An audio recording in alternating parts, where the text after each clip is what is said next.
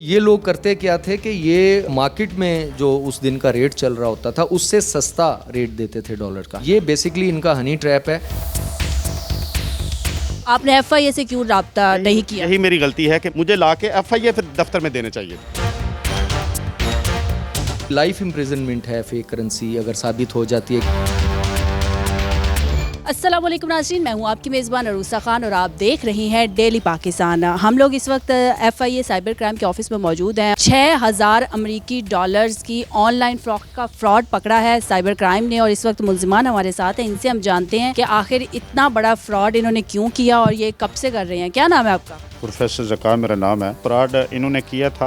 आपको क्यों हथकड़ी लगी हुई अगर इन्होंने किया? इस केस में बिल्कुल 100% सच बात है कि इन्होंने फ्रॉड किया है और राफे आदमी जिसके 15,30,000 रुपया बेचारे ने खरे पाकिस्तानी सही नोट दिए और उन्होंने जाली करेंसी इनको दी। ये बिल्कुल FIA का ये मौक़िफ़ सही है। 28 घंटे पहले फ्रॉड हो चुका था। मेरे एक दोस्त उस्मान ने कहा कि आप इनकी कंप्रोमाइज़ करा दें। अगर आप करवा रहे थे उनके दरमियान सुलह तो आपको इसका मतलब पता था कि वो जो पैसे आपने जो करवाई है वो जाली है? ये तो श्योर था, डेड श्योर था कि वो जाली हैं, क्योंकि वो बता चुका था कि ये करेंसी जाली बेच चुका है $6000। तो आपने FIA से क्यों राब्ता नहीं किया? यही मेरी गलती है कि मुझे ला के FIA फिर दफ्तर में देने चाहिए। इन चीज़ों में कंप्रोमाइज़ नहीं करना चाहिए। पंचायती तौर पे ये गलत था, ये मेरी गलती थी। असल बंदा कौन है? फहद, जो अब पता चल रहा है, फहद है पीछे, जिसको इंशाल्लाह कानून नाफिज करने वाले इदारे जल्दी पकड़ लेंगे। क्या नाम है आपका? जमाम। आप फहद के भाई हैं? वो बहनोई मेरे। फहद कहाँ है? उसका नहीं पता। उस दिन उन्होंने मुझे फ़ोन किया कि घर कोई मसला बना है तो तुम आ जाओ, सुबह बच्चों को स्कूल छोड़ना, मैं शायद ना आऊँ, रात लेट आऊँ। मैं 9:30-10 बजे उधर पहुँचा हूँ। तो उसके बाद ये तकरीबन 1-2 बजे FIA वाले आए हैं। इन्होंने फहद भाई को ढूंढा लेकिन वो नहीं थे, फिर ये मुझे ले आए। आपका क्या नाम है? सुहेल। आप क्या करते हो वैसे? मैं टिश्यू पेपर का काम करता हूँ। क्यों किया ये फ्रॉड? फहद के साथ होते हो आप? जी नहीं, मैं उनके साथ नहीं होता, वो मेरे से टिश्यू खरीदते हैं। फहद ने मुझे कहा था मेरे 6 लाख 6.5 लाख किसी के पास फंसे हुए हैं, आप उसके पास उसके बदले में डॉलर हैं वो बिकवा दो। उन्होंने आपको क्यों कहा? टिश्यू से रिलेटेड जितने भी लोग ये इंपोर्ट एक्सपोर्ट का काम करते थे ना, इसलिए जिनके साथ मैं काम करता हूँ टिश्यू का, मैंने उनसे बात की। उन्होंने फिलहाल 1 महीना मुझसे कोई रब्ता नहीं किया। 1 महीने के बाद उनका मुझे फ़ोन है, कहते हैं वो पड़े हुए हैं आपके पास कोई डॉलर। मैंने फिर फहद को फ़ोन किया, कहते हैं हाँ। आपको नहीं पता था कि वो डॉलर्स जाली हैं? नहीं मैम, मुझे बिल्कुल इस चीज़ का अंदाज़ा नहीं था। और ये मुझे जब ये उस दिन डॉलर ले ली तो मुझे उसी दिन मुदई ने फ़ोन करके बोला था कि ये डॉलर जाली हैं। मैंने फिर फहद को फ़ोन किया। उस दिन से फहद यही कर रहा है कि मैं आ रहा हूँ। जो वेबसाइट्स जिनके थ्रू ये सारा फ्रॉड हो रहा है और करेंसी एक्सचेंज हो रही है वो कौन कौन सी वेबसाइट्स हैं और कहाँ कहाँ पे वो ऑपरेट हो रही है? मैम इसका जो बेस्ट नॉलेज है वो फहद के पास ही वही ऑपरेट करता होगा। इस तरह मैंने तो सिर्फ ये डील करवाई थी। सर 6000 अमेरिकी डॉलर पकड़े गए हैं। डॉलर तो वैसे ही पाकिस्तान में नहीं मिल रहे, क्या मामला? जी फेक करेंसी है बेसिकली। तो इन्होंने ऑनलाइन जो है ये बिज़नेस करते हैं डॉलर का, लोगों को इसमें ट्रैप करके एक्सचेंज बेसिकली करने के लिए को 15-16 लाख रुपए एक बंदे ने इनको दिए और ये उसके एक्सचेंज में ये फेक करेंसी जो डॉलर्स में है ये उसको दी गई है। तो ये इस कंप्लेंट पे जो है वो हमने उसको अरेस्ट किया। 3 लोग हमने अरेस्ट किए हैं इसमें।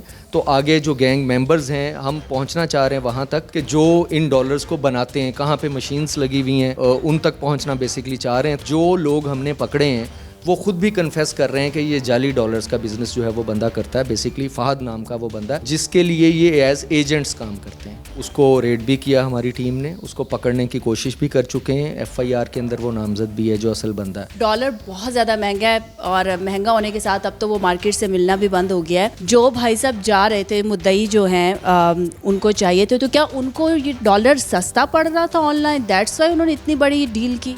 जी बिल्कुल।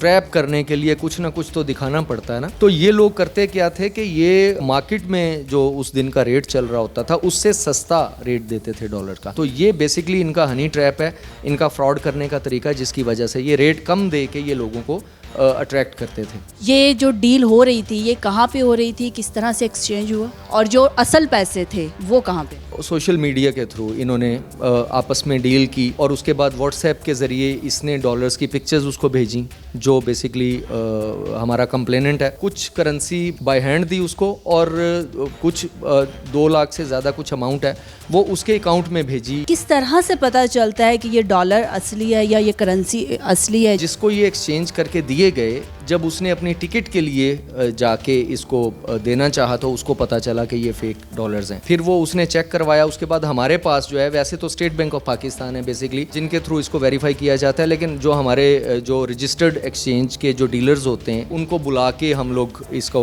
वो कर लेते हैं, इसका बता देते हैं कि ये फेक हैं, जो इसका रूटीन से काम करने वाले हैं। करेंसी वाले मामले में कौन सी दफ़ात सेक्शंस इसमें लागू होते हैं, कितने साल की सज़ा होती है और क्या क्राइटेरिया होता है इसका? पाकिस्तान पिनल कोड का एक तो हमारा साइबर क्राइम जो है, क्योंकि ऑनलाइन इसकी फ़रोख्त कर रहे थे इस फेक करेंसी की, तो हमारे सेक्शन 13 और 14 फ्रॉड और फॉर्जरी के जो हैं वो इसके ऊपर होता है। और उसके अलावा जो पीपीसी के अंदर जो स्पेसिफिकली फेक करेंसी को डील करता है वो 489 जो है वो A, B, C, D और E तक हैं, और इसकी लाइफ इम्प्रिजनमेंट है फेक करेंसी अगर साबित हो जाती है किसी के पास से बनाना, इसको अपने पोजेशन में रखना और इसको बेचना, जो है इसकी उम्र कैद तक की सज़ा है। सर, जो मुल्ज़िमान आप लोगों ने पकड़े हैं वो मुल्ज़िमान पहले भी किसी जुराइम में मुलव्विस रहे हैं या फर्स्ट था उनका? 2 लोग ऐसे हैं कि जिनका ये पहली अटेम्प्ट है। एक बंदा उनमें से ऐसा है कि जो पहले भी इस तरह की कार्रवाइयों में मुलव्विस रहा है और वो फर्दर इन्वेस्टिगेशन में पता चलेगा। सर, चूंकि इस केस में मुद्दई है, अगर मुद्दई पीछे हट जाता है तो क्या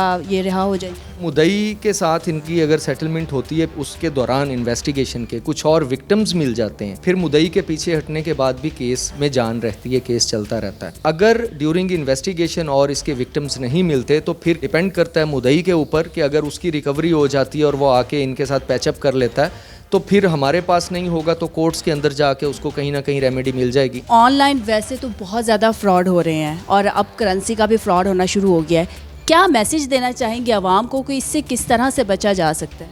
देखें जी, ये बड़ा ज़रूरी है कि जो आपके रजिस्टर्ड आपके एक्सचेंज करेंसी एक्सचेंज की डीलरशिप्स होती हैं उनके थ्रू करेंसी एक्सचेंज करवाई जाए, बैंक्स के थ्रू करवाई जाए। और सोशल मीडिया के ऊपर बहुत सारे लोग अब हैं जो मुख्तलिफ तरह का करेंसी का फाइनेंशियल फ्रॉड में मुलव्विस हैं। कोशिश करें कि ये जो करेंसी एक्सचेंज का जो काम सोशल मीडिया पे कर रहे हैं उनके ज़रिए नहीं करना, और जो आपकी डीलर्स हैं, रजिस्टर्ड एक्सचेंजेस हैं, वहाँ पे जाके करें।